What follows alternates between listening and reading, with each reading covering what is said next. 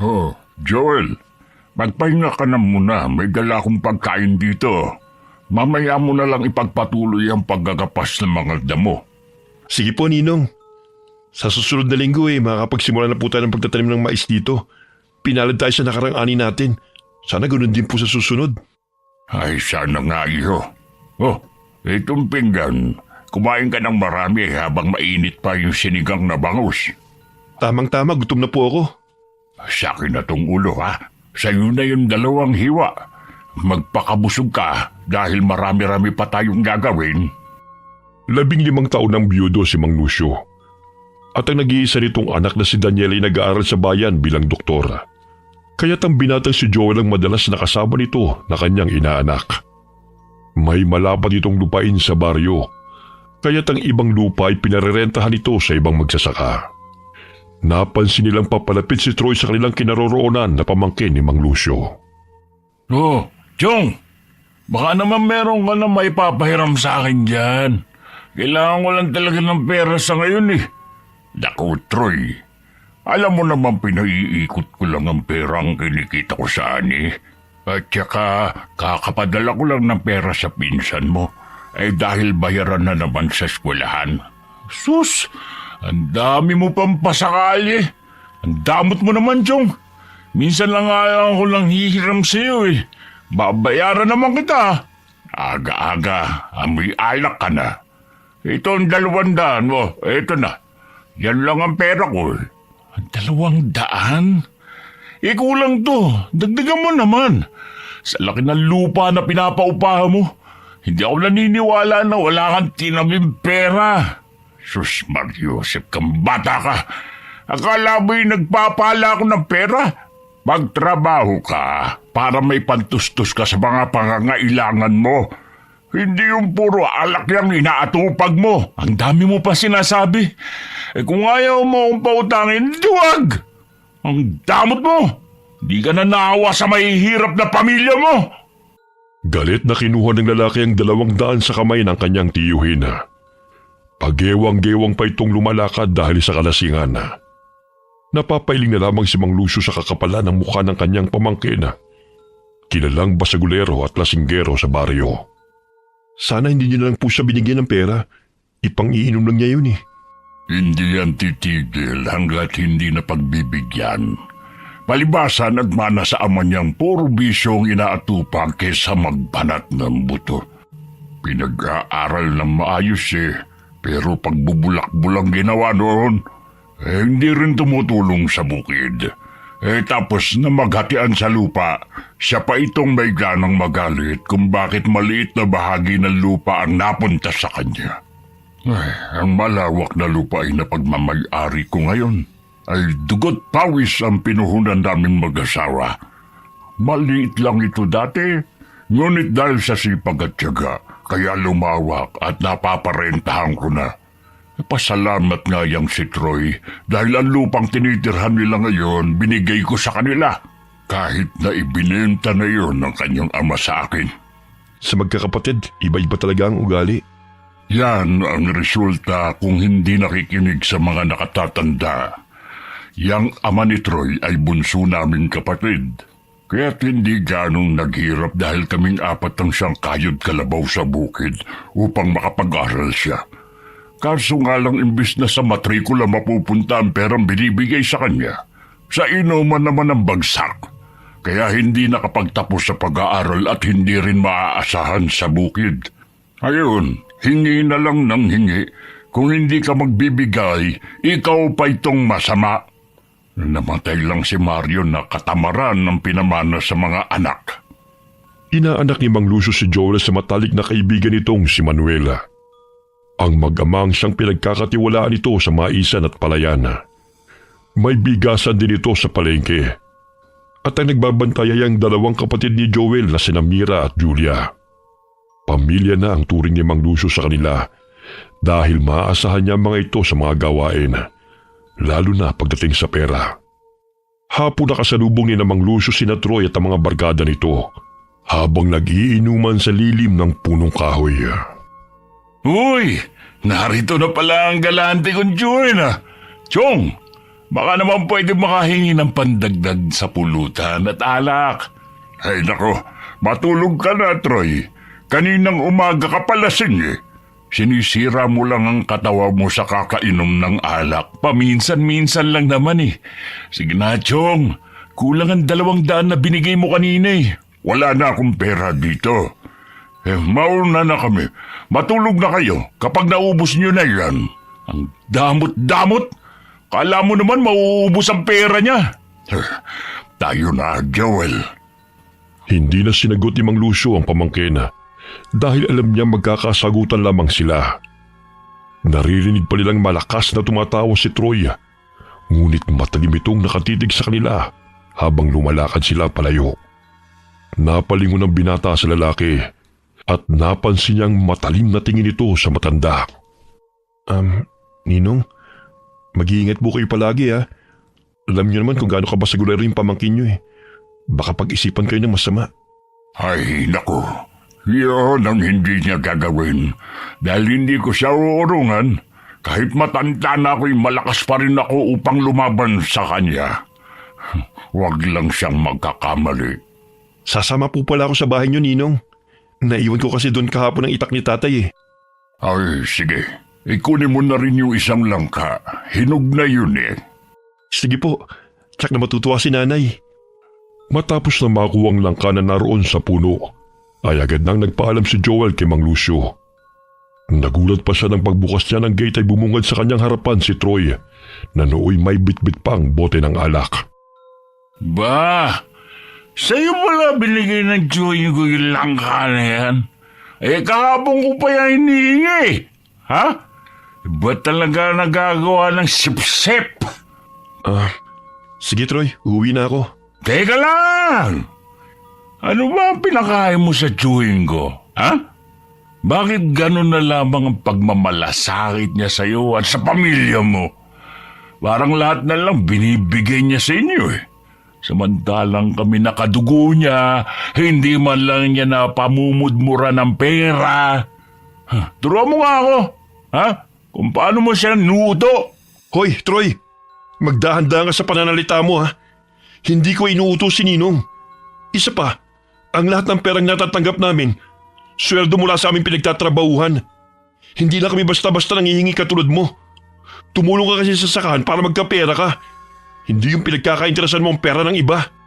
Banta ba mong damo ka? Susuntukin na sana niya si Joel, ngunit nakailag ang binata. Dahil sa kalasingan, ay si Troy pa mismo ang napasubsob sa lupa. Ilang sandali nakatulog ito at hindi na muling nakabili sa tindahan. Ay nako, sa kalsada na nakatulog. Wala talagang pakinabang lalaking to. Oh, ano nangyari dito? Ayan po si Troy. Bumagsak dahil sa kalasingan. Nagsiuwian na nga mga kainuman niya pero siya sa tindahan pa ang punta dalang bote. Pambihirang bata ito. Ako na lang po ang tatawag sa kapatid niya. Hindi na talaga magbabago ang batang ito. Sakit ng ulo ang dulot nito sa kanyang asawa eh.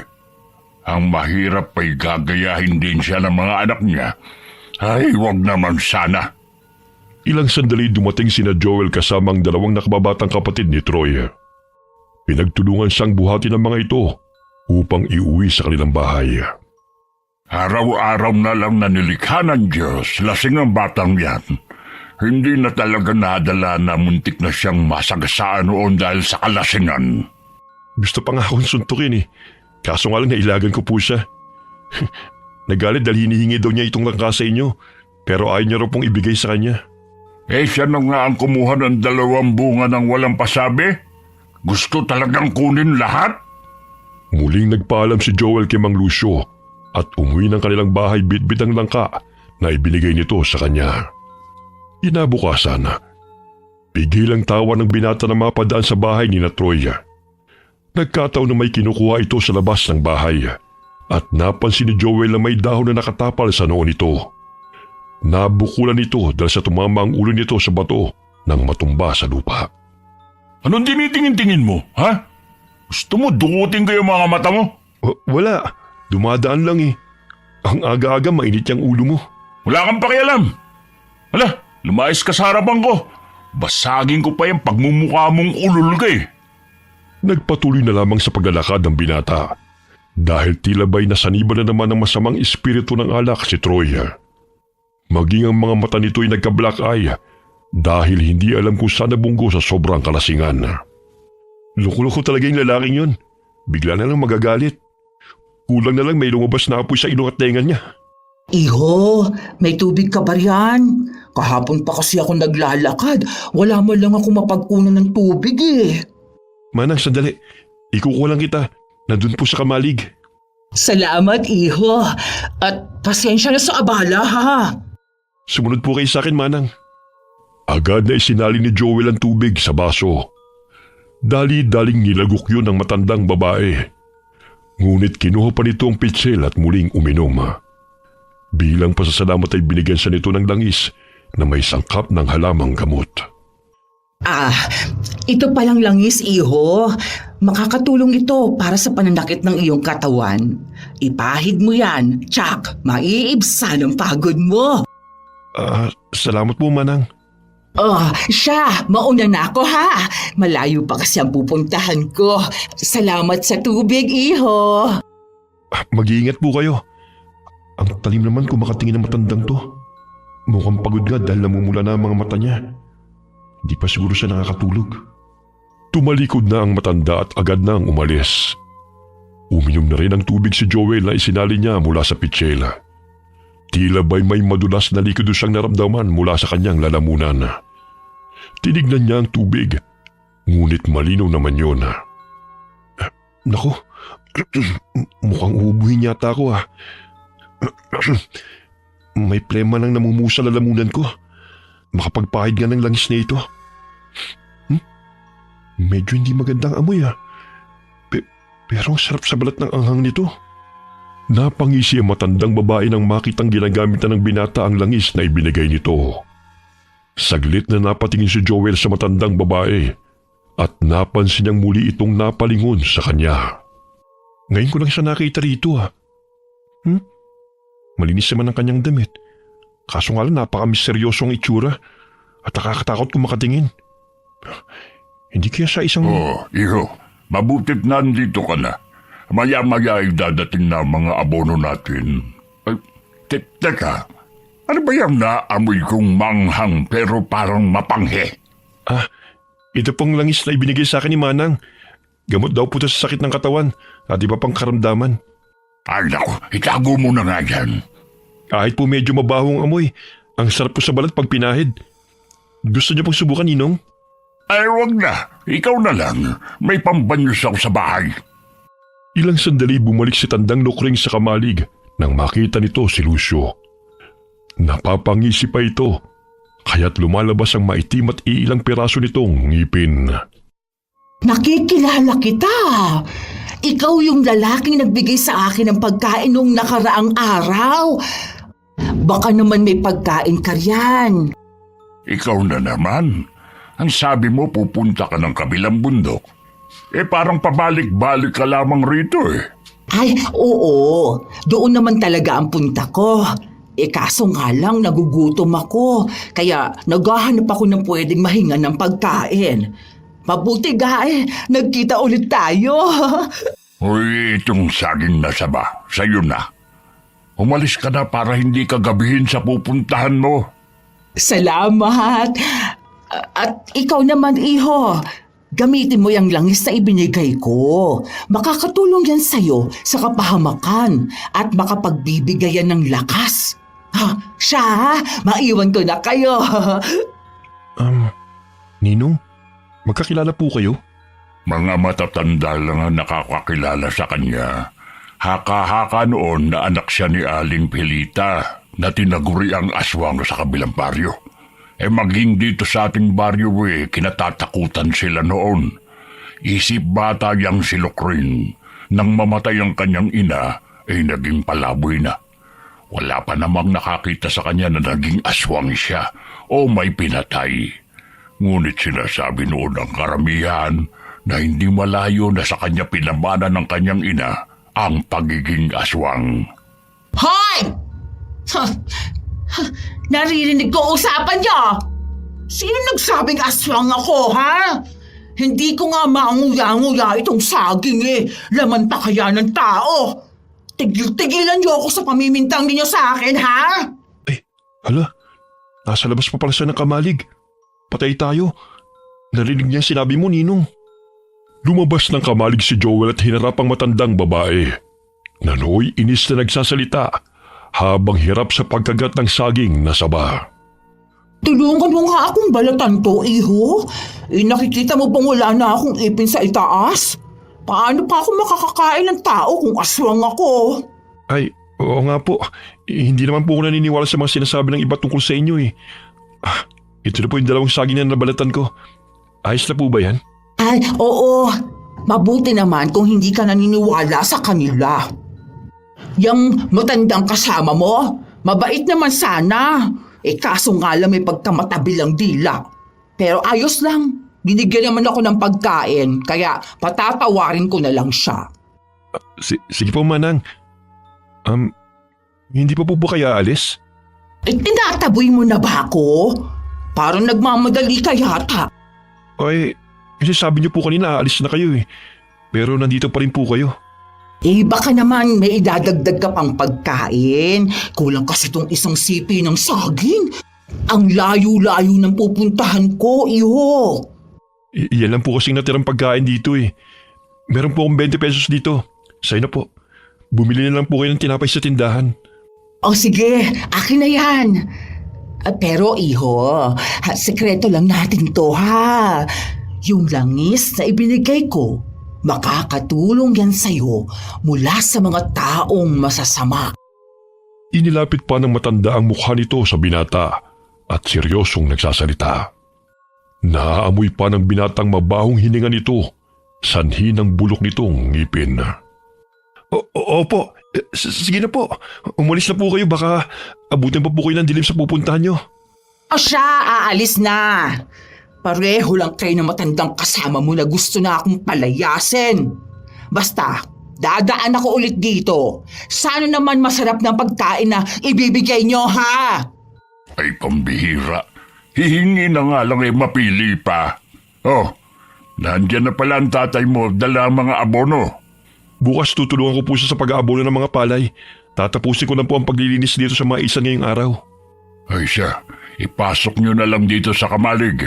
Mabuti at maaga siyang dumating. Paubos na naman ang stock ng abonong ginagamit natin. Ipinasok ni Joel ang mga abono sa kamalig na inatid ng kanyang ama sakay ng tricycle. Tagaktak ang kanyang pawis at nakakaramdam ng init sa kanyang lalamunan at sikmura. Ano ba itong nararamdaman ko? Mahangin naman ang paligid, pero bakit ang init ng pakiramdam ko? Oh, Joel, bakit namumula yung mukha mo? Kung pagod kayo magpahinga ka na muna. Hindi po, Ninong. Kulang lang po siguro ako sa tubig. Nakapag-almusal ka na ba? Mamaya himatayin ka sa gutom. Opo, may baon din naman po akong pagkain dyan. Medyo nainit lang po ako ngayon. 3 sako pa lamang ng abono ang kanyang binuhat ay nakaramdam na kaagad siya ng pagkahilo. Kaya't saglit siyang umupo sa lilim ng kahoy at pinaypayan ang sarili gamit ang sombrero na gawa sa pandana. Ilang sandali uminom siya ng tubig at naubos niya ang laman ng pitsela. Unti-unting bumuti ang kanyang pakiramdam at nagsimula ng maglinis ng maaysan. Kinagabihan, tila kumulo na naman ang kanyang sikmura. Animoy hinahaluka yun, kaya't kinuha niya ang bote ng langis at ipinahid sa kanyang tiyan.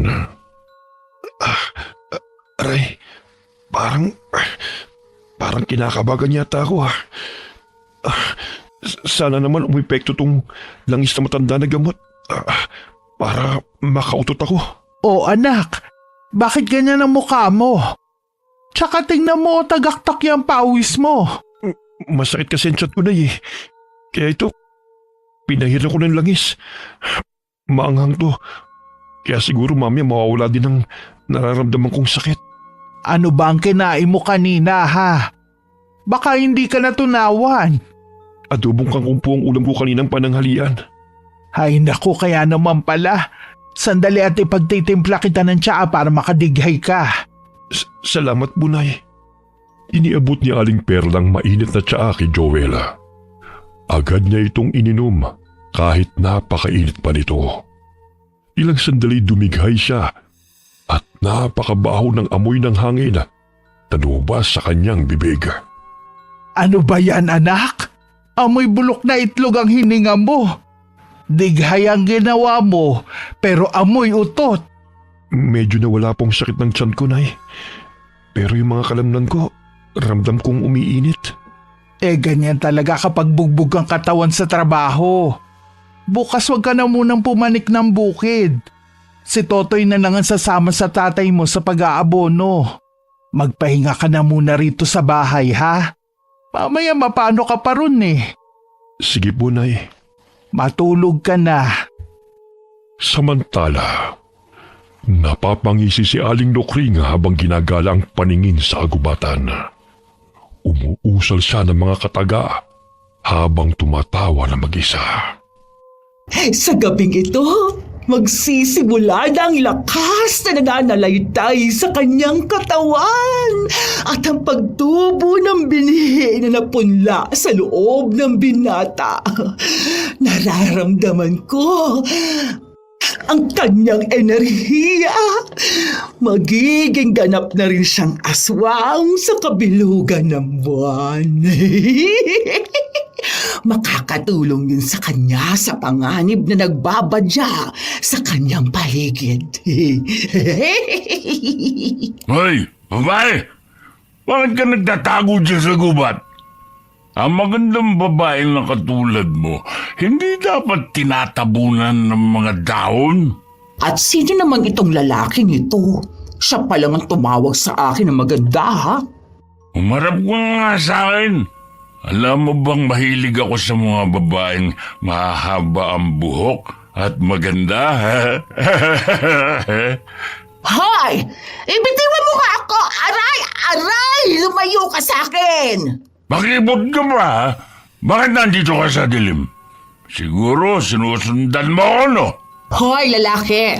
Hindi kita sinusundan. Kanina pa ako nandito at nagpapahinga, ano? Ang baho mo! Ha? Ha? Umalis ka nga sa harapan ko! Nandilat ang mga mata ni Troy nang maaninaw ang kulubot na mukha ni Tandang Lokringa nang humarap ito. Dahil sa kalasingan na pagkamala niya itong magandang babae. Mahaba ang mayabong na buhok nito at kulay itim sa kabila ng katandaan nito. Ay, demonyo na nagkatawan daw! Bulisit ka! Kapag nakatalikod parang biren, kung nakaharap mukhang sigbin! Ikaw itong lumapit at yumakap sa akin eh! Manyakis kang lalaki ka! Ambisyosa ka! Hindi ito pinagnanasaan! Sa pangit mong yan! Bakit mo ako niyakap kung wala kang intensyon sa akin?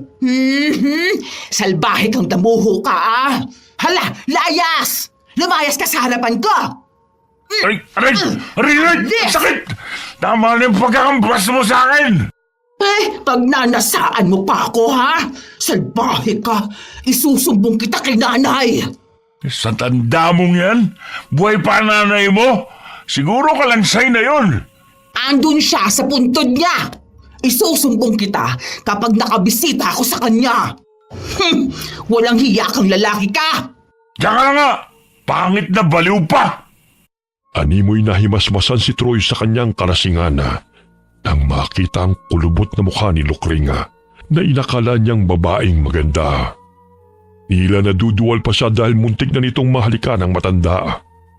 Kumaripas ito ng takbo palayo hanggang sa napahinto siya sa bahay ng kanyang tiyuhin.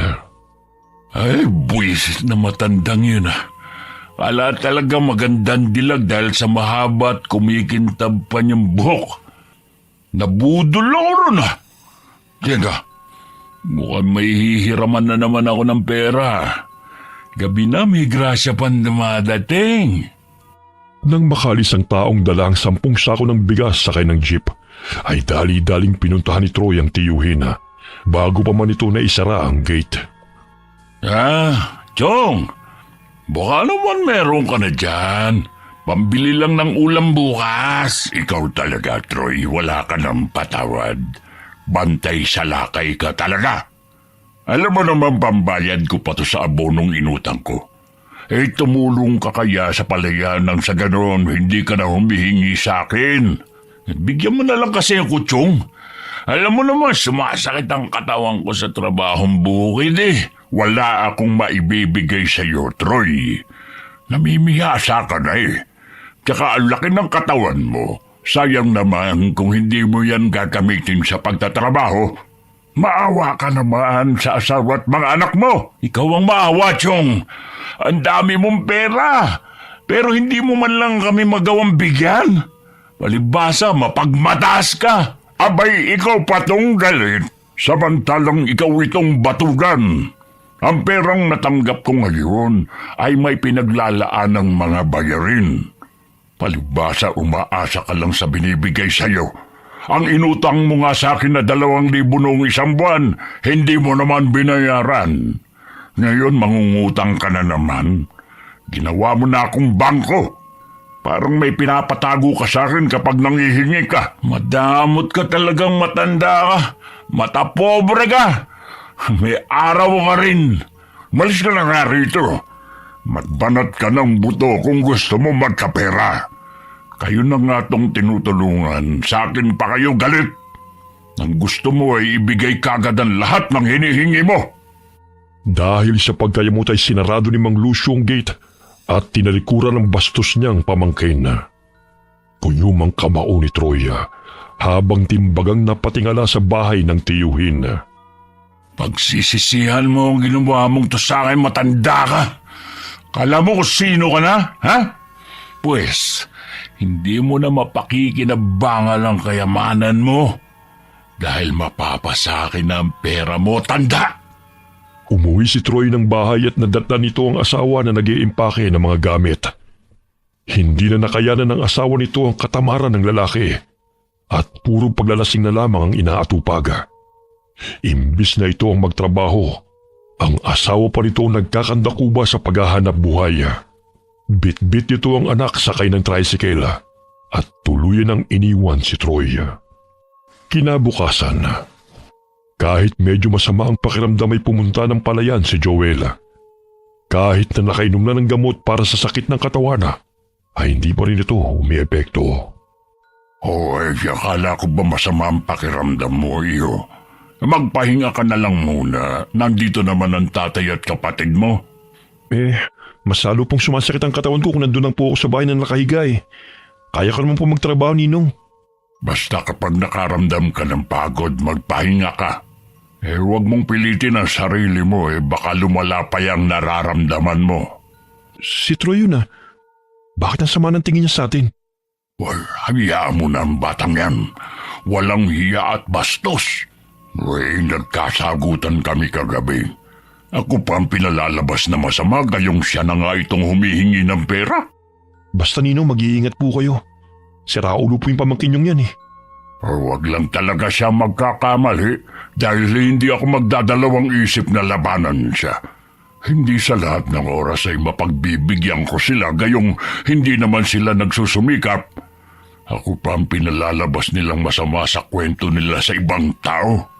Kahit ano pong gawin nilang paninira sa inyo, hindi naman sila pinaniniwalaan ng mga tao Matapos mag-abono ng mga pananim ay sumama si Joel kay Mang Lucio sa bahay nito. Sapagkat ihahanda pa nila ang mga sako ng bigas na dadalhin sa bayan kinabukasan. Dahil sa pagod ay nakatulog ang binata sa bodega nang hindi niya namamalayan. Napabalikwasan ng bangon ng marinig ang garalgal na boses ni Mang Lucio. Sumilip siya sa pintuan ng bodega at naninaw niyang may 5 kalalakihang naroon habang may bitbit na patalima at binubugbog si Mang Lucio. Bagamat naging pamilyar ang boses ng 2 lalaki sa kanyang pandinig, nakatakip ng tela ang mukha ng mga ito upang hindi sila makilala. Hoy, tanda! Ibigay mo sa amin yung pera! Sa lawak ng lupain at dami ng sakang pinarerenta mo, natitiyak ko marami ka nang naimbak na pera. Wala akong pera rito, mga Ginoo. Sa katunayan naibayad ko na sa abono na inutang ko rin. Sinungaling! Alam mo, Hindi ako magdadalawang isip na gilitan ka ng leeg kung magmamatigas ka. Nawawala ang respeto ko sa mga taong madamot. Ito ng 5,000. Yan lang ang nasa bulsa ko. Yan lang talaga ang perang meron ako. Sinungaling!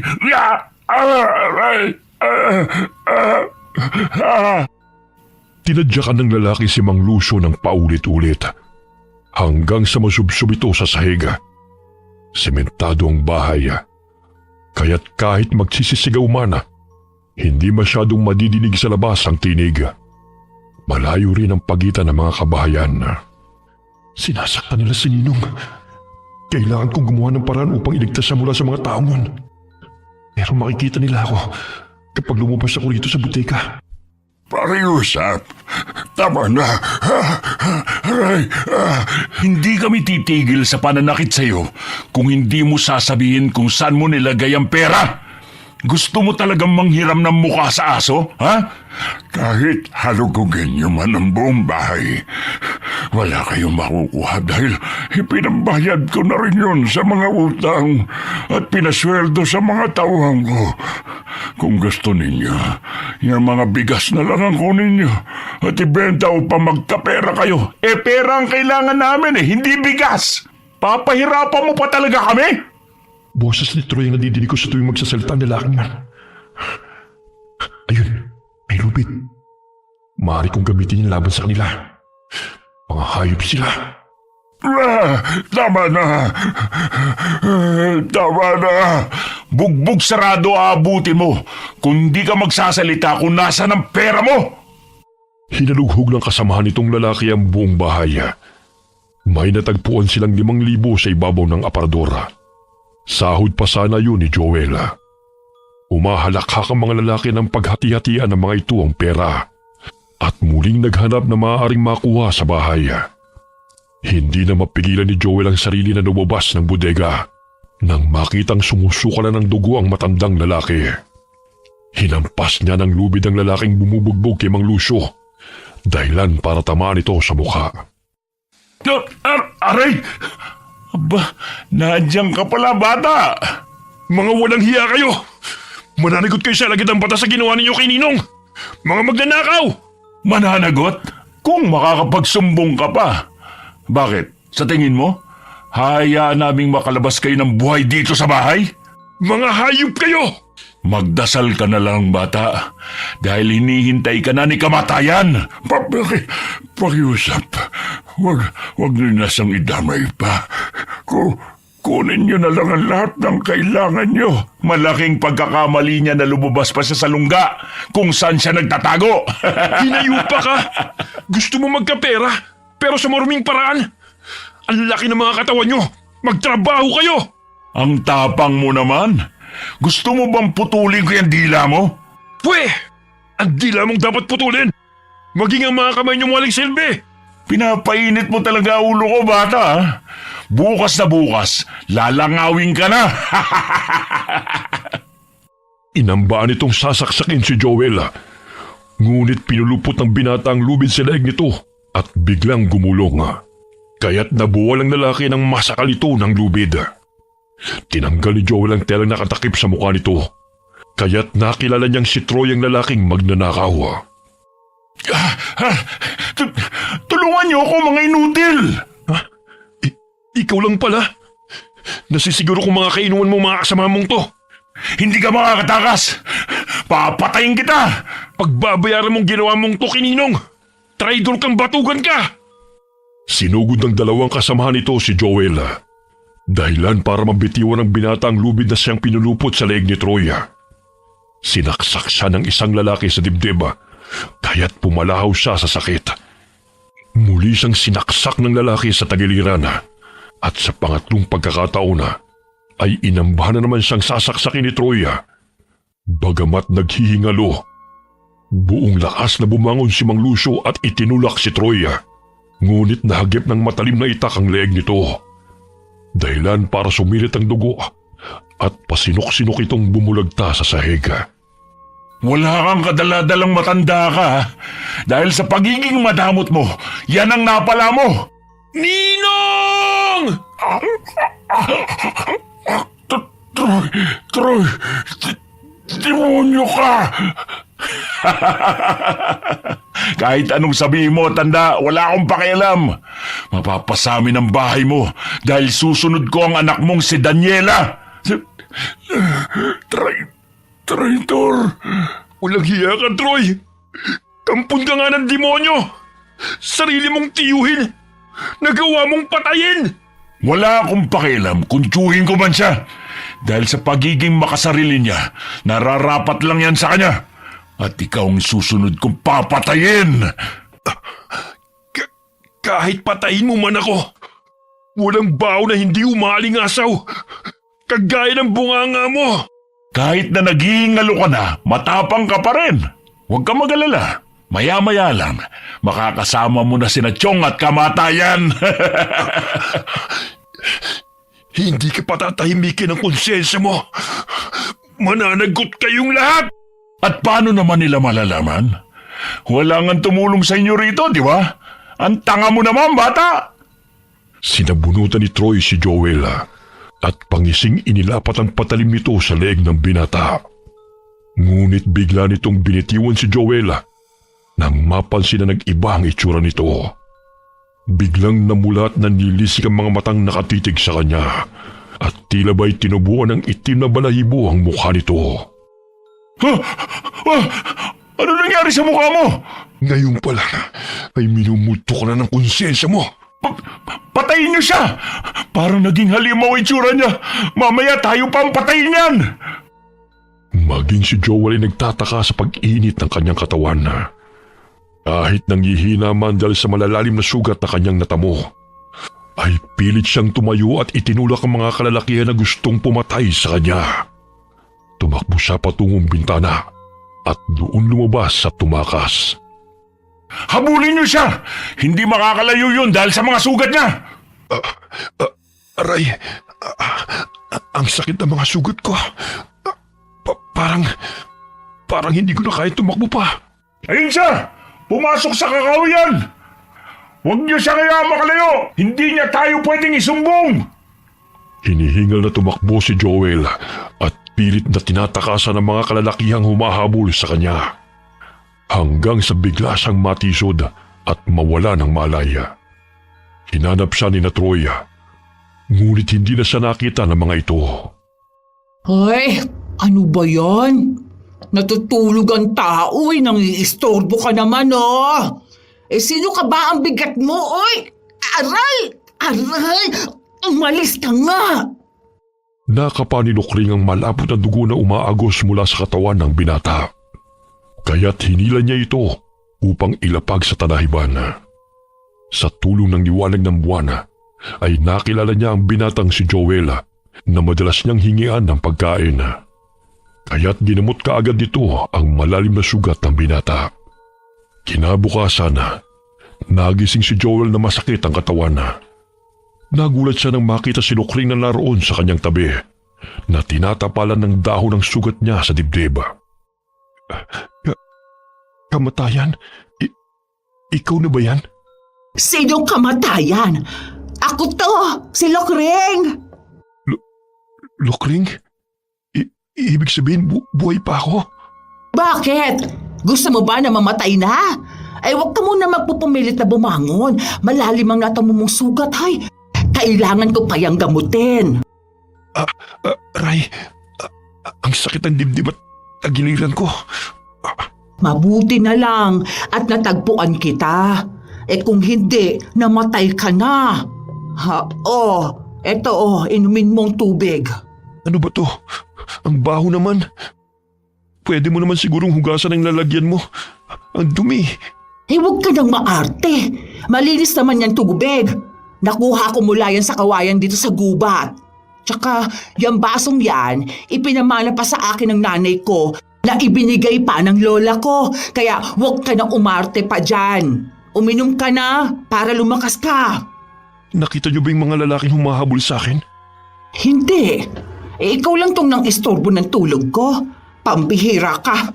Bakit naman kasi gabi na'y gumagala ka pa sa gubat? Kaya ka siguro pinagtripan ng mga may kagagawan yan sa'yo, ano? Hindi naman ako gumagala eh. Tumakas ako dahil gusto rin nila akong patayin. Kailangan kong bumalik sa baryo para panagutin ang mga taong pumatay kay Ninong Lucio at may kagagawa nito sa akin. Magpagaling at magpalakas ka muna. Hindi mo sila matatalo kung nangihina ka pa. Dumito ka na lang muna. Walang makakakita sa'yo rito. Ilang araw na natili si Joel sa gubat kasama si Tandang Lokring. Madalas siyang naiiwan sa kubo na ginawa ng matanda upang doon siya pansamantalang mamalagi. Dinadalan siya nito ng pagkain tuwing hapon o sumapit ang gabi kung kailan siya makakabalik sa naturang gubat. Kabilugan ng buwan. Tumayo siya mula sa pagkakahiga nang makaramdam ng pag-init ng katawan. Tila mapupunit ang kanyang balat. Napansin niyang tila ba'y tinutubuan siya ng itim na balahibo sa kanyang dibdib at humahaba ang kanyang tenga. Aray, ano nangyayari sa akin? Bakit parang humahaba ang tenga ko? Gising ka na pala. May dala akong papaya rito. Kumain ka na muna. Manang, ano pong nangyayari sa akin? Bakit tinutubuan ako ng makapalabalahibo sa katawan? At nag-iibang itsura ko? Kabilugan ng buwan ngayon, kaya ka nagkaganyan. Pero huwag ka mag-alala, naninibago ka lang. Ano pong nangyayari sa akin? Anong ginawa niyo? Hindi ko sinasadyang mayanggaw ka. Nainom mo ang tubig na nalawayan ko eh. Pasensya na ha. Sa sobrang uhaw ko talaga noon sa pitsil na ako uminom. Ano? Nayanggaw? Aswang ka nga. Oo, pero hindi ko sinasadya. Pambihira naman oh. Baka naman may paraan pa para maalis sa pagiging aswang ko. Wala na. Tuluyan na napunta sa katawan mo ang laway eh. Tsaka magpasalamat ka nga. Dahil sa pagyanggaw ko sa'yo, nabuhay ka pa. Dahil kung hindi, matagal ka nang naaagnas dahil sa lalim at dami ng saksak mo sa katawan. Paano na ako ngayon? Matatakot ang mga tao kapag nakita ko sa ganitong anyo. Isa pa, totoo ngang sinabi noon ni Ninong na aswang ka nga. Makukontrol mo naman ang sarili mo eh. Hindi lahat ng aswang kumakain ng laman ng tao. Kundi magkakaroon ka lang ng lakas. Malay mo. Yan pang makakatulong sa'yo upang matalo mo ang kalaban mo. Tsaka hayaan mo, mamaya lang babalik ka na rin sa normal. Ayoko maging aswang. Wala ka nang magagawa. Nariyan na yan eh. Tanggapin mo na lang na ganyan ka na. Wala nang nagawa si Joel kundi ang manatili ng ilang araw sa gubat upang magpagaling. Gusto niyang magpagamot sa albularyo, kaya't napagpasahan niyang umuwi sa kanilang bahay. Nadatnan niya ang kanyang inang si Perla sa kusina. Nay? Joel, anak, saan ka ba nanggaling bata ka? Ano nangyari sa'yo? Umupo ka rito. Sandali lang at isasara ko muna ang bintana at mga kurtina. Bakit naman? Ikaw ang suspect sa pagkabatay ng ninong mo. At pinaghahanap ka ngayon ng mga otoridad. Saan ka ba nagsusuot na bata ka ha? Bakit ganyan ang itsura mo? Suspect? Pati nga ako muntik ng patay ng mga magnanakaw na yun eh. Tignan niyo po itong dibdib at tagiliran ko. Silang sumaksak nito sa akin. Ikaw ang itinuturo na pumatay kay Lucio dahil ikaw ang huling nakita na kasama niya. Nawawala ang mga alahas niya. Sina Troy at ang mga kasama niya, sigurado ako. Ang tarantado ngang yun na nagturo sa iyo eh. Kailangan ko muna magtago, Nay. Gayong akong pinagbibintangan ng mga otoridad. May araw din sa akin ang Troy na yun at ang mga kasama niyang pumatay kay Ninong. Anak, saan ka naman pupunta? Huwag ka mag-alala, Nay. Kaya ko pong sarili ko. Patutunayan ko sa mga tao na hindi akong pumaslang kay Ninong. Hindi ako magnanakaw, kundi ang mga pamangkin niya na gustong umangkin sa kanyang mga ari-arian. Pati ang buhay ng anak niya si Daniela ay nanganganib din. Alam kong hindi mo magagawang patayin si Lucio dahil pamilya na ang turing niya sa atin.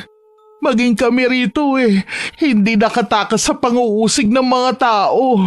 Maging si Daniela, hindi makapaniwalang magagawa mo yun sa ninong mo. Hindi naman talaga akong pumatay kundi ang walang yan Troy na yun. Aalis na po ako, Nay. Bago pa may makakita sa akin dito. Mag-iingat ka, anak, ha? Matipid ng ngiti ang tugon ng binata sa kanyang ina at agad na umalis. Nakasalubong niya sa daan si Troya at nagtama ang kanilang paningin. Buhay ka? Bakit? Akala mo ba inuud na ako? Sa akin mo pa pinaako ang kasalanan mong hayop ka? Pagbabayaran mong ginawa mong tukininong Lucio at sa akin. Yun ay kung paniniwalaan ka pa ng mga tao, lalo na ng pinsang kong si Daniela. Ikaw ang tinuturo ng mga tao na pumaslang kay tanda. Hayop ka, Troy. Tarantado ka. Hinding-hindi ka na makakabalik rito dahil mainit ka na sa mga tao, maging sa mga kapulisan. Yan ang akala mo. Hindi man aayon ng batas sa akin. Ako mismong sisingil sa inyo sa pagkamatay ni Ninong. Aray! Hindi ako makahinga! Bitiwan mo ako! Papatayin kitang hayop ka! Nanilisik ang mga mata ni Joel habang sinasakal niya si Troya. Bagamat may mga taong papalapit sa kanilang kinaroroonan, kaya't binitiwan niya ang lalaki. Siniswerte ka pa rin hayop ka. Sa susunod nating pagkikita, hindi lamang yan ang aabutin mo, traidor! Tulungan niyo ako! Dakpin niyo siya! Siya ang pumatay kay Chong! Sinungaling! Ikaw ang pumatay dahil gusto mong makuha ang lahat ng pera niya! Tumakbo si Joel patungo sa kasukalan dahil hinahabol siya ng mga tao. Ngunit nasisiguro niyang natakot si Troy nang makita siya sa pag-aakalang patay na siya at nilapan ng mga hayop sa loob ng gubat. Gusto mo ng laro, ha? Pwes, ibibigay ko yun sa'yo, gunggong. Sino ang tinatawag mong gunggong? Ha? Hindi naman kita inaanor yan, Ay, kayo po pala Manang Lokring. Hindi po kayong pinagsasabihin ko ng ganun. Yung lalaki na kaaway ko. Akala ko kung ako dahil matatamaan ka talaga sa akin. Tulungan mo na nga lang ako magbitbit ng mga kamoteng kahoy. Ang dami kong nakuha rito, Akin na po yan. Umalis na po tayo rito. Mukhang may mga paparating Mami, agawin pa nila yung mga nakuha niyong pagkain. Ay, subukan lang nila. Tatabasin ko ang mga kamay ng mga walang yak. Tayo na nga po. Uminit na naman yung ulo niyo Alam kong gutom na naman kayo kapag nanlilisik na naman yung mga mata niyo. Kanina pa ako gutom. Hindi kasi ako nakapananghalian Palubog na ang araw hindi pa ako kumakain. Tutulungan ko na po kayo magluto nito. Gutom na rin po ako Wala bang pagkain sa pinuntahan mo? Wala po Ay, ano ba yan? Bakit wala? Inubos kasi ng mga mandurugas Ituturo ko po sa inyo kung sino siya sa susunod na pagkikita namin. Nagkita pala kami kanina nung lalaking gustong pumatay sa akin. Akalain niyo yun? Ako pa ang pinapalabas na pumatay kay Ninong. Pinaghahanap na daw po ko ng mga kapulisan. Nadaanan ko nga kanina na may lamay sa bahay ng lalaking madalas na nagbibigay ng pagkain sa akin. Siya yung pinatay, si Ninong Lucio. Ha? Bakit ngayon mo lang sinabi? Sinabi ko po sa inyo, no? Ay, nakalimutan ko siguro. Kailangan kong hanapin ang pumaslang sa kanya. Kaya pala, hindi ko na siya nakikita sa palayan at wala nang nagbibigay sa akin ng pagkain. Manang, tulungan niyo po ako. Pagbabayarin natin yung mga taong pumatay sa kanya. Nanganganib din po kasi yung buhay ng kanyang anak. Kayo malaya kayong nakakagala sa baryo. Samantalang ako'y pinaghahanap ng mga tao at otoridad. Nakikiusap po ako sa inyo na bantayan niyo po yung anak niya. Hindi ko naman kilala yon. Di ba alam niyo naman po yung bahay ni Ninong? Yung sinabi niyong matandang lalaki na nagbibigay sa inyo ng pagkain. Kung maaari po manmanan niyo po yung bahay niya para naman malaman natin kung may masamang balak sila kay Daniela. O sige, hahanapin ko ang Daniela na yan Basta kailangan bigyan niya ako ng pagkain Kaibiganin niyo po siya. Mabait yun. Muling nanatili sa gubat si Joel kasama si Tandang Nukring. Habang si Troy naman ay hindi mapakali dahil mabibisto ng mga kababaryo na siya ang tunay na salarin sa pagpatay kay Mang Lucio. Dahil buhay pa si Joel sa pag-aakalang patay na ito dahil sa matinding pinsala na natamo nito. Lintik! Buhay si Joel! Kailangan nating hanapin ang gunggong na yun bago pa tayo maunahan na magsabi sa mga otoridad. Paano siya nabuhay? Gayong ang lalim ng pagkakasaksak ko sa kanyang dibdib at tagiliran. Malapusa rin palang mokong na yun eh. Sa gubat siya nagtatago, kaya kailangan natin siyang hanapin doon. Mapapawalang bisa ang pagkakalat natin na siya ang pumaslang kay Chong. Tsaka sa akin naiiwan ni Daniela mga pinaparentahang sakahan dahil galit siya sa pamilya ni Joel. Mga walang saysay ang lahat ng pinaghirapan natin kung mananatiling buhay ang Joel na yun. O siya, sasabihan ko yung mga tropa na maghanda mamaya. Puputulin ko na ang leeg ng ulol na yun para masiguro kung patay siya. Kuyumang kamaong nagngingit-ngit sa galit si Troy nang maalalang muling pagkikita nila ni Joel. Hindi niya sukat akalain na sa dami ng saksak nito sa katawan ay nakayanan pa ng binata na makaligtas. Sumapit ang araw ng libing ni Mang Lucio at dumalo si Tandang Nukring. Nakilala niya si Daniela na pinababantay ni Joel sa kanya. Si Joel naman ay nagkukubli sa kakahuyan habang tinatanaw ang mga taong dumadalo sa libing. Nakita niya roon ang kaibigan ni Troy na sinanding na siyang naalala niyang sumaksak sa kanya sa dibdib. Kasama pa nito ang 3 pinsan habang nag-uusap. Matapos ang libing ni Mang Lucio, ay agad na umuwi sina Daniela sa kanilang bahay kasama mga pinsan nito. Bagamat habang naglalakad ay tumabi si Tandang Nukring sa kanya at nakipag-usap. Ikaw siguro si Daniela, ano? Ay napakaganda mong bata. Alam mo bang mabait yung tatay mo? Madalas niya akong binibigyan ng pagkain sa tuwing nakakasalubong ko siya sa daan. Hoy, Tanda! Layon mo nga yung pinsan ko. Baka mahawa pa sa kapangitan at baho mo. Aha! Natatandaan kitang lalaki ka! Ikaw yung lalaki na muntik na akong pagsamantalahan! Sa tanda at pangit mong yan, kahit na gumuho man ang mundo, hindi ako magkakagusto sa'yo. Nananaginip ka ng gising Malis ka na nga rito! Sige, alis! Bukod sa pagiging manyakis mo, ikaw yung panayhingi ng pera sa mabait na matanda. Nagagalit ka pa kung hindi ka mabibigyan. Siguro, ikaw ang pumatay sa kanya, ano? Aba, ako pa ang pagbibintangan mo Umalis ka rito, tandang baliw! Oh, bakit nagagalit ka? Baka naman totoo na ikaw ang pumatay sa mabait na matanda. Dahil gusto mong kunin ang pera niya. Naaamoy ko ang sama ng ugali mo. Mabaho pa kaysa sa akin. Lumakad palayo si Tandang Nukring at muling napalingon kay Daniela. Nanimoy may ibig sabihin. Gustong suntukin ni Troy ang matanda. Ngunit pinigilan niya ang sarili dahil maraming tao ang naroon. Saglit na napalingon si Daniela sa pinsana at kitang-kita niya na animoy taranta itong nagpaliwanag sa kanya. Ringid sa kaalaman ng lalaki na bago sila pinuntahan ng matandang babae ay nasabi ni Joel kung sino ang pumatay kay Mang Lucio. Walang kaalam-alam si Troy na magkasama silang dalawa sa gubat. Huwag kang maniwala sa matandang yun, Daniela. Hindi ko magagawa ang bintang niya sa akin. Mahal ko kaya si Chong. Hindi ko siya kayang saktan. Mas hindi magagawa ng anak kong patayin si Lucio. Dahil itinuring niya yung ama kahit hindi niya kaano-ano. Pero ikaw, na kahit kadugo ka niya, wala kang pakundangan ng bastusin ang tiyuhin mo. Magmamaang-maanga ka pang hayop ka. At ang anak ko pa ang ituturo mo. Aling Perla, bakit nandito ka? Hindi ba't pinagbawalan na kayong lumapit kay Daniela? Baka siya naman ang isusunod ng pamilya mong mamamatay tao. Nandito ako para sabihin sa inyo na walang kasalanan ng anak ko si Joel. Na mali ang lahat ng akusasyon niyo sa kanya. Maging siya nawawala ng dahil sa'yo. Nararamdaman kong may kinalaman ka sa nangyari.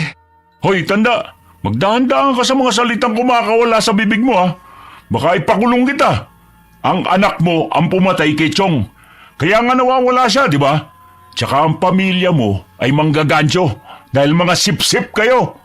Hindi pa kayo nakontento sa lupang binigay ni Chong sa inyo. Gusto nyo pa siyang lamangan. Huwag mo kaming baliktarin.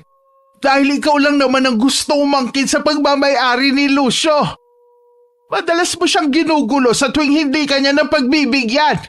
Dahil lasinggero ka at bastos! Hindi na mapigilan ni Aling Perla ang humagulgula dahil sa pagtatanggol sa kanyang anak, maging sa kanyang pamilya. Naging mabuti silang tauhan ni Mang Lucio, ngunit sila patong pinagbibintangan ng masama. Nagpaliwanag si Aling Perla kay Daniela, ngunit pilit siyang inilalayo ni na Troy at ang mga kapatid nito sa dalaga dahil gusto nilang itatak sa isip nito na masama ang pamilya na pinagkatiwalaan ng kanyang ama.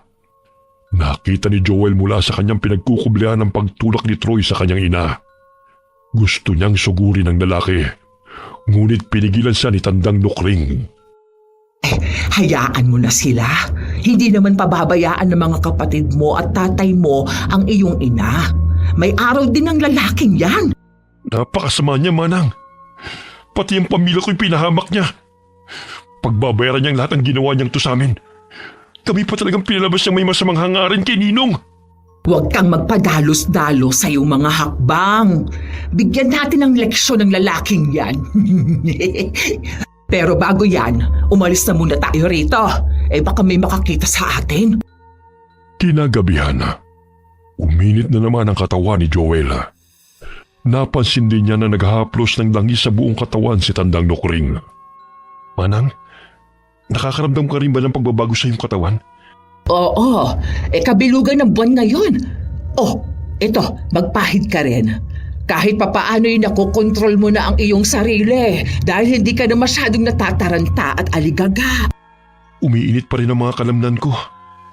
Normal lang yan. Sandali, parang may nadidinig ako mga yabag papasok ng gubat. Naaamoy ko rin ang mga taong yon.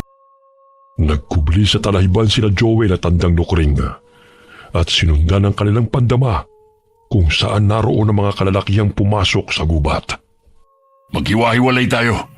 Alam kong dito lang nagtatago ang Joel na yun. Gusto pa tayong isahan, ha? Sisirain pa ng gagong yun ang mga plano ko. Akala ko talaga patay na yun eh. Pambihira na nabuhay pa ang gunggong na yun. Kaya kung sino man sa inyo ang makakita sa kanya, gilitan nyo kagad ng leeg o di kaya putulin nyo na yung ulo. Huwag na natin bigyan ng pagkakataong buhayin ng lalaking yon. Naitatak na sa isip ng mga tao na siyang pumatay kay Chong. Kaya dapat hindi tayo mabisto. Basta huwag mong kalimutan yung hatian natin ha. Sus, yun lang pala eh.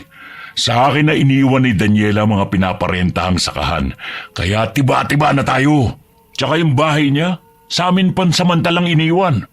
At kapag nagkatsyempo na naman, yung maganda kong pinsan ang isusunod na ibabaon natin sa lupa.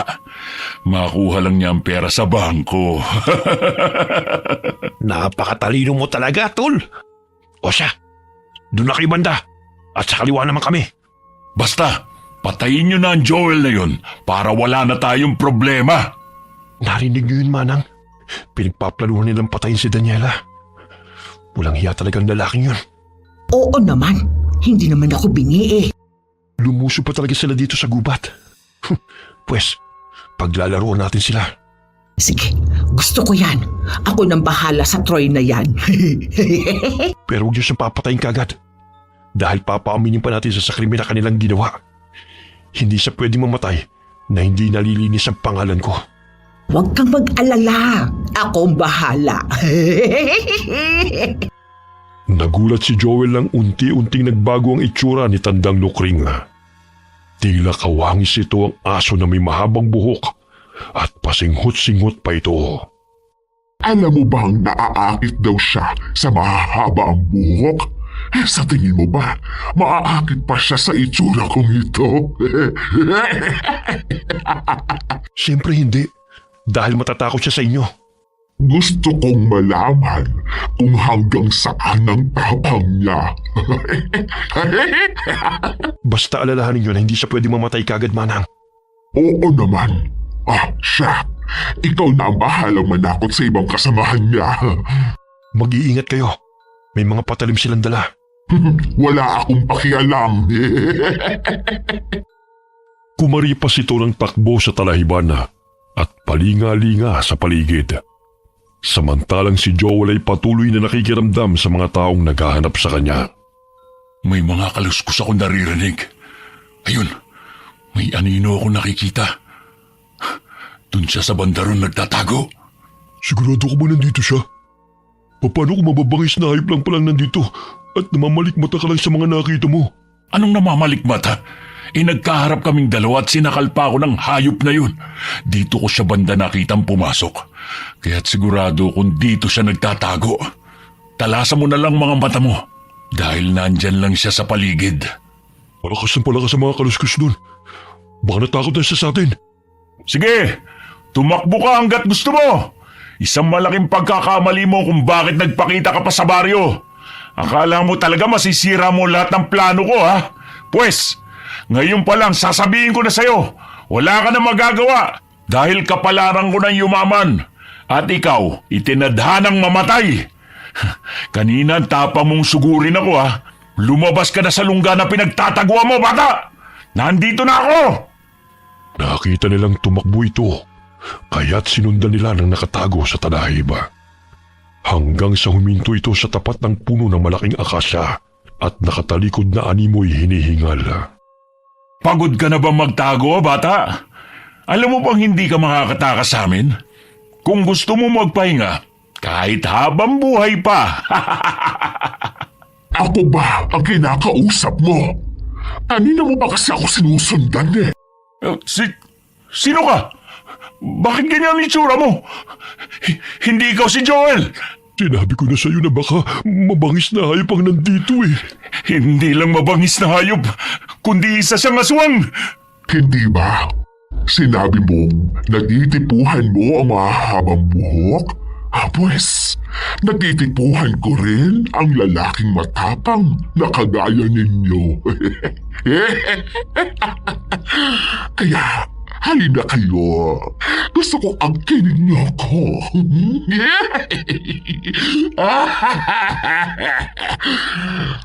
Alam niyo ba, hindi pa ako nagkaroon ng kasintahan sa buong buhay ko. Baka sakaling kayo na ang itinadhana para sa akin. Lalo na ikaw, lalaki. Tol, ikaw ang gusto ng aswang na yan. Kaya, bahala ka na dyan. Hoy! Tigil-tigilan mo ako sa pagiging ilusyonada mong balaruha ka dahil ang pangit mo! Aba, suplado. Yan ang gusto ko sa isang lalaki eh. Kahit malayo ang kinaroroonan ni Joel, ay naririnig niya ang usapan ni na Troy at ng matandang aswang. Dahil lumakas ang kanyang pandinig nang siya'y maging ganap na aswang. Sige na, halikan mo na ako. Lumayo ka! Kung ayaw mong tabasin ko yung pangit na mukha mo! Hindi ko na palalampasin ang pagkakataon na makatikim ng lalaki sa buhay ko. Lalo ka na. Umalis ka sa harapan ko! Alis! Hinataw ni Troy ng itakang matandang aswang, ngunit maliksi itong nakailaga. Gamit ang mahaba nitong buhok, ay pumulupot yun sa paa ng dalawang lalaki at ibinitin sila ng patiwarik. Huwag na huwag ninyo akong galitin dahil wala akong patawad sa mga taong kinamumuhian ko. Pero kung ibinibigay naman ang aking gusto, hindi ko naman pinapatay. Tol, pumayag ka na kasing makipaghalikan sa kanya. Mamaya patayin yan. Mas gugustuhin ko pa mamatay kesa makipaghalikan sa kanya. Talaga ba? Akala mo ba hindi ko alam na kayong pumatay sa matandang lalaki na inilibing kanina? Sinong matandang lalaki? Anong pinagsasabi mo? Magmamaang-maangan ka pa? Kung ayaw mong ikalat ko sa baryo ang katotohanan, kailangang sundin mong lahat ng kagustuhan ko. Dahil kung hindi, mawawala ang lahat ng tinatamasa mo ngayon. Sino ka bang aswang ka? Hindi ko alam ang mga sinasabi mo. Inilapit ni Tandang Nukring ang malaki niyang bunganga sa nakabiting patiwarik na si Troy. Siniil niya ito ng halik hanggang sa mahirapang huminga ang lalaki. Ilang sandali tumigil din siya at nasisihang makita ang reaksyon ng lalaki. Pre, ang baho ng hininga mo. Ya! Ganito pala ang pakiramdam ng halik. Abay, ang tamis na labi mo, ha? Lumayo ka sa akin. Chupay, umalis ka. Yang kasama ko na lang ang halika mo. Sigurado magugustuhan mo siya. Bakit ako? Ikaw tong natipuan niya. Hoy, aswang! Layuan mo ako! Halos mahimatay si Troy nang ibagsak siya ng matandang aswang at muling siniil ng halika. Habang isang kasama nito'y itinali ng aswang sa puno ng akasya. Pakiusap, huwag mo akong pagsamantalaan! Bitawan mo ako! Pinapainit mo kasi ang katawan ko. Lalo akong ginaganahan kapag nagtatapang-tapangan ka. Bitawan mo ako! Hayop ka! Grabe naman si Manang. Piniglaruan talaga niya si Troy. Sandali, may paparating. Boses ni Troy yun, Punta natin sila. Baka nakita na nila si Joel. Kailangan ko magpakita sa kanila. Hindi pwedeng lahat sila nandun sa kinaroroonan ni Manang. Lumabas ng pinagkukublian si Joel at nagpakita sa 3 lalaki na naghahanap sa kanya. Wari tumakbo siya ng dahan-dahan at nagkunwaring natisod. Si Joel! Hulihin niyo siya! Diyan ka lang pala nagtatago, Pinahirapan mo pa kami. Ano bang kailangan niyo sa akin? Wala naman akong kasalanan sa inyo, Ang kasalanan mo lang naman sa amin ay nabuhay ka pa. Bakit? Dahil natatakot kayo mabunyag ang katotohanan na kayong utak sa pagkamatay ni Ninong? Pagbabayaran yung pagpasalang niyo sa kanya at sa pagsira niyo sa buhay ng pamilya ko. Maging sila'y pinaratangan ng kung ano-ano dahil sa kawalang hiya niyo. Ang daldal mo rin pala, Joel. Sabihin mo na kung anong gusto mo sabihin ngayon. Dahil sa pagkakataong ito, ibabaong ka na namin sa limot. Yan ay kung papayagan ko kayo. Tumingala si Joel sa bilog at maliwanag na buwan. Unti-unting humaba ang kanyang tenga at nguso na animoy mahalin tulad sa aso. Tinubuan din ng mayayabong na itim na balahibo ang kanyang dibdib dahilan na napatras ang 2 kalalakihan nang makita siya ng mga ito. Anong nangyayari sa mukha mo? Bakit ka nagkakaganyan? Nang dahil sa inyo kaya ako nagkaganito. Ngayon yung pairalan ng inyong tapang. Naging aswang ka? Kayo ng pamilya mo lahi ng aswang? Hindi. Ako lang ang ganito. Dahil sa tulong ng mababangis na hayop dito sa gubat. Bakit parang takot na kayo sa akin ngayon? Huwag ka lalapit. Isasaksak ko sa iyong patalim na ito. Hindi saksak mo. Akala mo ba'y natatakot ako sa inyo? Sisip-sipin ko lahat ng dugo ninyo. At sisimutin ko lahat ng inyong laman loob. Patayin niyo siya! Naduwag na ang mga kasama mo. Hindi na kayo makakalabas ng buhay dito sa gubat. Malaking pagkakamali nyo ang tumungtong sa teritoryo ko. Hoy, kayong dalawa! Ano pang hinihintay nyo? Patayin niyo siya! Nanginginig ang mga kamay na hinataw ng 2 kalalakihan ng aswang na si Joel. Ngunit nakailag ang binatang aswang at malakas niyang tinadyakan ng 2 lalaki na muntik nang sumaksak sa kanya. Hinawakan niya ang paa ng mga ito at paulit-ulit na ibinagsak sa lupa. Dahilan namang hina ang 2 kalaban nito. Kinuha niya ang mga patalim at hinabol ang lalaking tumatakas. Saan ka pupunta? Pakiusap. Huwag mo akong saktan. Si Troy.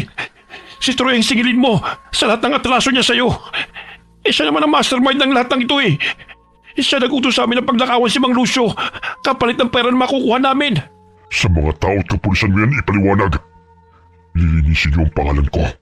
Dahil kung hindi, dudukutin ko ang puso mo at ipapakain ko sa mga babangis na hayop dito sa gubat. Naiintindihan mo ba ako? Oo. Basta huwag mo lang akong papatayin, pakiusap. Magiging ang pamilya ko'y kinamumuhian ng mga tao dahil sa agagawa niyo. Hindi ako papayag na sisirain lamang yung reputasyon ng aking pamilya dahil sa pansariling interes sa mga batugan at walang hiyang katulad niyo. Pakiusap, ilayo mo yung itak sa leg ko. Kating-katina ang kamay kong gilitan ka ng leeg. Maawa ka. Pakiusap, huwag mo kong patayin. Bibitiwan na sana ng binatang aswang ang lalaki. Ngunit malakas siyang hinampas ng kasama nito sa likod gamit ang malaking sanga ng kahoy. Dahilan para magulat siya at ihagis ang lalaki na kanyang sinasakal. Tumilapon ito't nabunggo sa puno at nawala ng malaya. Gusto niyo talaga ng laban? Pwes, hindi ko kayo uurungan. Sige, lumapit ka! Dahil babalatan kita ng buhay, aswang ka! Kayo ang babalatan ko ng buhaya at ipapalata ko sa mababangis na hayop dito sa gubat. Isa ka palang halimaw, Joel! Sa kabila ng pagiging tahimik mo noon, may lihim ka palang tinatago!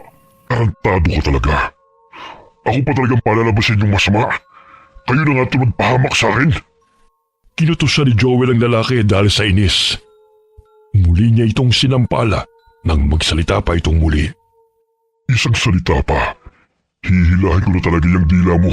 Oh, kumusta kayo rito? Mukhang nagkakainitan kayo rito ha. Ito kasi mga damuhong ito pinapainit ang ulo ko. Siya, dalhin mo na yung mga lalaking yan doon sa lugar na pinagdalahan ko doon sa dalawa. Ay nako, napakasarap palang halikan ng Troy na yon. Amoy alak lang ang bunganga pero siya ang mas masarap sa kanilang dalawa. Uy, baka gusto mo rin ng tatlong ito, Manang. Siya, dalhin mo na sila roon para matikman ko. Saan niyo kami dadalhin? Aray! Bitawan mo ako! Huwag na maraming pagtanong. Naririndi na ako sa boses ninyo. May kasama ka pang aswang? Pamilya ng aswang pala kayo! Ang daldal lang isang yan ha. Siya ang isusunod ko mamaya pagdating natin sa kubo. Narinig mong sinabi niya, Manang. Ikaw daw ang isusunod niya. Dahil ang ingay-ingay mo. Anong gagawin niyo sa akin? Huwag! Maawa kayo sa akin! Si Troy ang singilin niyo dahil napagutusan lang ako! Huwag ka na magpaliwanag pa. Dahil mamaya ang hatulin niyo. Ang hihina ng dalawang yun, iho. Akalain mo nahimatay ka agad. Bakit naman ang isang yan palaban? Ikaw nang bahala sa kanya, Manang. Akalain mo yun? Hindi ka man nagkaroon ng kasintahan ng kabataan mo. Magiging lima kagad ngayong gabi. Isa lang ang gusto kong ibahay, iyo. Baka magselos ang iba. Aba, may ganun? Iba ka rin, Manang. Dinala nila ang tatlong kalalakihan sa kubo kung saan nakatira si Tandang Nokring. Nadat na nilang nakatali na sa dalawang puno sina Troy at ang isang lalaki. Pakaulan mo kami rito! Mga aswang pala kayo ha! Kanina ka pa ha! Ang ingay-ingay mo! Mga demonyo kayo! Pakawalan niyo ako rito! Hindi ka talaga titigil ha? Kailangan mo na talagang patahimikin bugbong ka! Itatali ko lang itong dalawa. Ikaw nang bahala sa kanila. Dahil magpapahinga na po ko, Manang. Hinawakan ito sa magkabilang pisngi ang lalaki. Dahil patuloy pa rin ito sa kasisigaw. Tinitigan siya ni Tandang Nokring na nooy na nung balik na sa normal ang anyo bilang matandang babae. Anong gagawin mo ha? Umalis ka nga sa harapan ko! Ayoko makita yung kapangitan mo! Alam mo, nakakabingi na yung boses mo. Pero ito lang ang alam kong solusyon upang manahimik ka. Lumayo ka sa akin! At dinuraan mo pa talaga ako sa mukha, ha? Akala mo ba masisindak mo ko sa ganyan? Pues, ito ang dapat sa'yo. Halos hindi makahinga ang lalaki nang silin siya ng halik ni Tandang Nokring. Nagpupumiglas pa ito, ngunit dahil nakatali sa kahoy ay hindi nito kayang makatakas. Wala ka! Ang baho ng hininga mo! Oh, masarap bang laway ko? Tignan mo yung mga kasama mo na nahimik dahil kung sino man ang mag-iingay, makakatikim ng aking halik. Sige, mag-ingay pa kayo. Dahil sabik sa halik yan si Manang. Mga baliw! Oh, Manang, baliw ka raw oh. Sino baliw, ha? Muling hinalikan ni Tandang Nokring ang lalaki nang magsalita ito. Maging ang mga kasamahan nito ay tikom ang mga bibig sa takot sa matandang aswang. Bihag ko na kayong lahat simula sa gabing ito. Ang sino mang magtatangkang tumakas ay aking papatayin. Sa oras na magtatanong ako nang hindi nasasagot ng tama, ay papatawan ko ng parusa. Lahat ng kagustuhan ko susundin ninyo. Dahil iba akong magalit. Naiintindihan nyo ba? Paano po silang sasagot? Takot po silang mahalikan nyo. Ay, oo nga pala. Sa oras na magtatanong ako, dapat sagutin ninyo. Dahil kung hindi, hahalikan ko kayo ulit hanggang sa magsawa ako. Pigil ang galit ni Troya dahil nangihina na ang katawan niya sa ginawang pagromansa sa kanya na matandang aswang. Buwisit na aswang na yun. Makawala lang ako rito. Tatantarin ko ng pinong-pino ang katawan nun. Ang baho-baho ng hininga, parang imburnal. Troy, para may gusto ka yatang sabihin Alam mo ba, iho, ang lalaking yan ang nagugustuhan ko sa lahat. Parang ang nabihag niya ang puso ko eh. Narinig mo yan, Troy? Nagustuhan ka ni Manang. Papatayin ko kayong dalawa. Sige lang, magpakasaya kayo. Dahil hindi magtatagal, makakaalis din ako rito. Manang, tingnan mo. Malagkit ang tingin niya sa'yo. Mukhang nagustuhan niya rin yung halik mo. Nilapitan pa ito ni Tandang Lukringa at hinimas-himas ang pisngi ni Troy. Halos humagalpak sa tawo si Joella nang makitang hindi may pinta na mukha ng lalaki habang iniiwasan ito ng tingin ng matandang babae.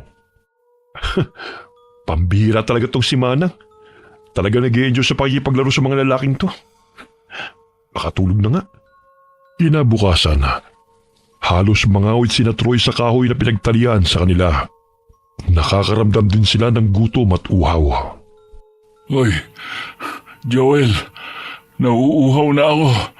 Baka naman may tubig ka dyan. Wala eh. Hindi pa ako nakakapagsalok sa ilog. Pakawalan mo ako rito at ako na ang kukuha. Alam mo, Troy, hindi pa naman ako sobrang tanga para maniwala sa iyo eh. Tiisin mo na lang yung uhaw mo. Mamaya pa ako makakakuha ng tubig. Bibigyan kita ng maraming pera. Sa akin na kasi pinagkatiwala ni Daniel ang bahay at ilang palayan nila. Hati tayo sa kita. Talaga? Alam mo, Troy, nung hindi mo pa sinisira ang buhay ko, sapat na sa akin kung ano man yung kinikita ko sa bukid eh. Hindi mababayaran ng anumang halaga ang pagsira mo sa pangalan ko at sa pamilya ko. Maging sa ginawa niyong pagpatay kay Ninong. Kahit patayin ko man kayong lahat ngayon, hindi pa rin mababayaran ng buhay niyo ang lahat ng katarantaduhang ginawa niyo sa amin. Para makabawi ako, pahihirapan ko muna kayo. Maaari naman tayong magbagong buhay eh. Kalimutan natin ang lahat na nangyari noon. Akala mo ba ganun ang kadali kalimutan ng lahat? Tanga! Parang nag-enjoy ka naman yata sa halik ni Manang eh. Walang yaka, Joel! Manang! Parang gusto na naman ng isa rito na tikman ang halik mo.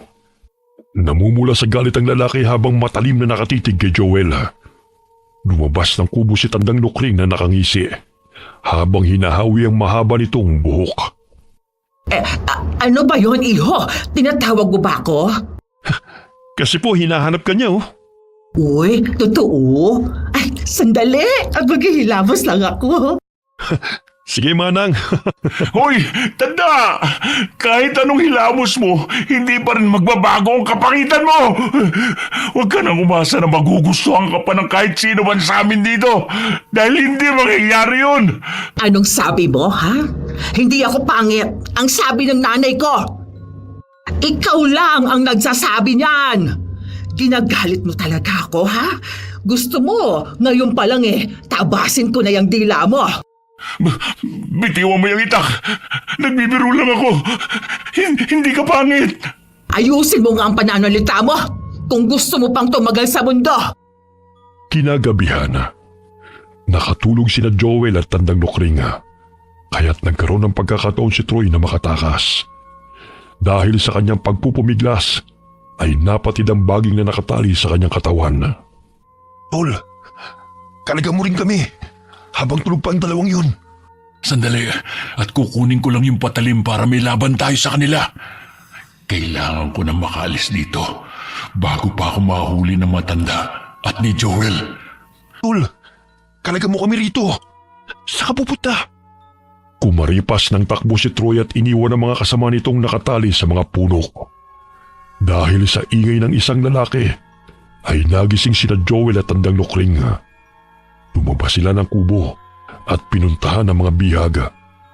Nalaman nilang nakatakas si Troy, kaya't hinabol nila ito. Hindi pa siya nakakalayo. Kailangan natin siyang habulin bago pa siya makapagsumbong. Manang, kailangan ko na munang puntahan sila nanay. O siya, ako na ang bahala na hahanap sa kanya. Puntahan mo na ang dapat mong puntahan ngayong gabi. Sige po.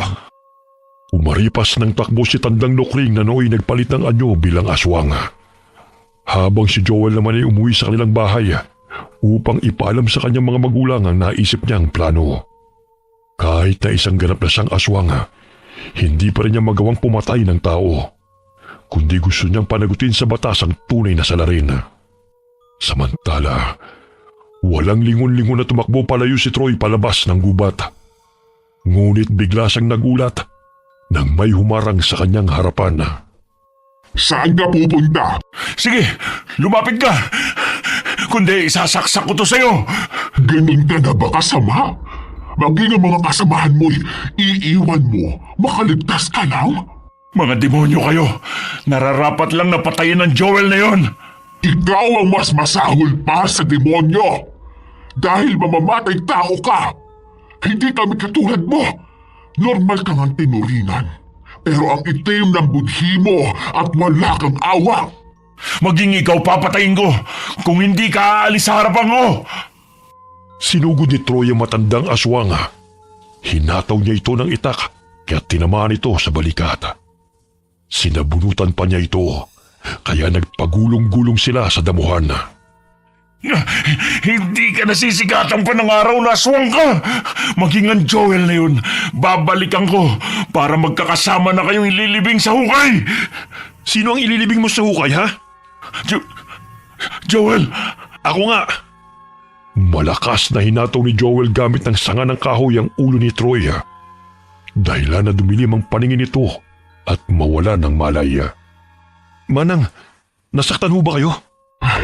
Nasugatan ako sa balikat, pero hindi naman masyadong malalim. Kaya ko namang pagalingin ito. May langis pa ako rito. Gagamutin ko na kayo. Kaya kong gamutin ang sarili ko sa pamamagitan ng aking laway. Ang dami namang gamit ng laway niyo, Manang. Huwag mo nga muna akong istorbohin. Itali mo na lang ang lalaking yan. Mamaya magising pa yan at makatakas. Ay, oo nga pala. Kumuha ng baging si Joel at itinali niya yun sa kamay at paa ni Troy. Namilog ang kanyang mga mata nang makitang humaba ang dila ni Tandang Nukring at dinilaan ito ang sugat sa balikat. Ilang sandali pa'y unti-unting tumigil ang pagdurugo nito at naghilom ang sugat. Ganun lang kabilis gumaling ang sugat niyo? Ay oo, basta hindi lang tanso ang makakasugat sa ating mga aswang. Di ba? Niyanggaw mo ko sa pamamagitan ng laway niyo? E di, magiging aswang din sila Troy dahil siniil mo siya ng halik? Hindi ko naman sila inusala ng orasyon kaya't hindi sila naging aswang. Ayokong maging aswang sila dahil gagamitin nila ang kanilang lakas laban sa atin. Eh hindi pa nga aswang ang isang to parang demonyo na kung umasta. Sa bagay, parang leader pa nga ng mga demonyo eh. Kinarga ni Joel si Troy patungo sa isang madilim na silid at pinaupo sa silya. Ilang sandali pa'y binuhusan sa ninukring ng malamig na tubig upang mahimasmasan. Mabuti! Gising ka na! Nasaan ako? Anong gagawin mo sa akin? Nandito ka sa lugar kung saan tayong dalawa lamang. Pero kung gusto mong palayain kita at makabalik ng baryong tinitirhan mo, sabihin mo sa akin ang katotohanan. Kung bakit mo pinatay ang matandang lalaki na palaging nagbibigay sa akin ng pagkain. Ilang beses ko nang sinabi sa iyo na hindi ako ang pumatay sa kanya, kundi si Joel. Hindi ka ba nagsisinungaling yan? Bakit ako magsisinungaling? Hindi nga ako pumatay sa kanya eh. Bakit? Sinabi ng mga kasamahan mong ikaw daw ang utak sa pagkamatay niya. Hindi nga ako. Ang kulit mo rin no? Inilapit ni Tandang Lukring ang kanyang mukha sa mukha ni Troy at akmang hahalikan niya ito. Nandidilat pa ang mga mata ng lalaki at pinilig-pilig pa nito ang ulo. Sige na, sasabihin ko na ang totoo. Basta ilayo mo na yung mukha mo sa akin. Ako ang pupatay kay Chong Lucio. Kinuha kong pera at mga alahas niya dahil ayaw niya akong pautangin. Pakawalan mo na ako rito dahil nasabi ko na sa'yo lahat. Mabuti naman inamin mo rin.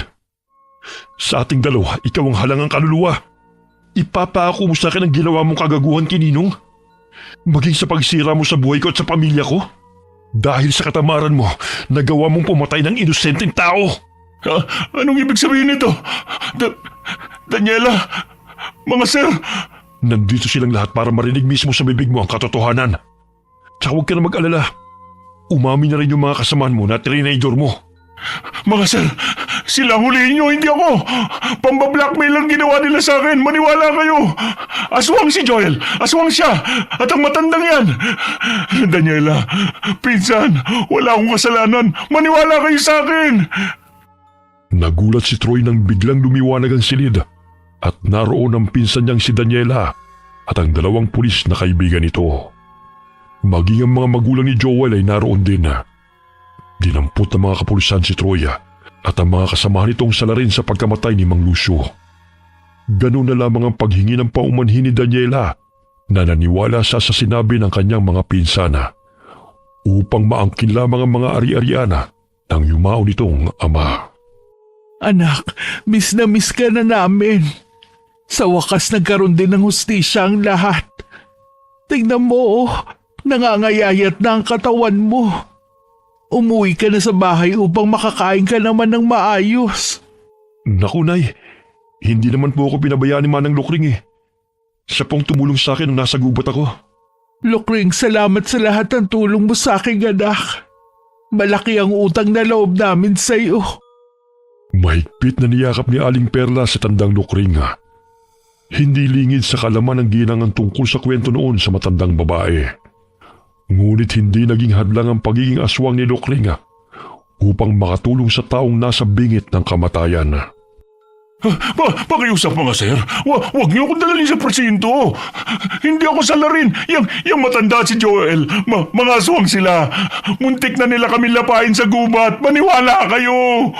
Naku! Harapin mo yung mga preso sa bilibid. Doon ka magtapang-tapangan, Troy. Gusto ko sanang asawahin ni Manang . Kaso na turn off na sa sayo. Bibisitahin na lang kita sa presinto, Troy, kapag may panahon ako. Mga walang hiya kayo. Pakawalan niyo ako rito. Tuluyan ng pinusasan sina Troy at ang mga kasamahan nito. Napatunayan sa korte na si Troy ang utak ng krimen at ang apat na kasamahan nito.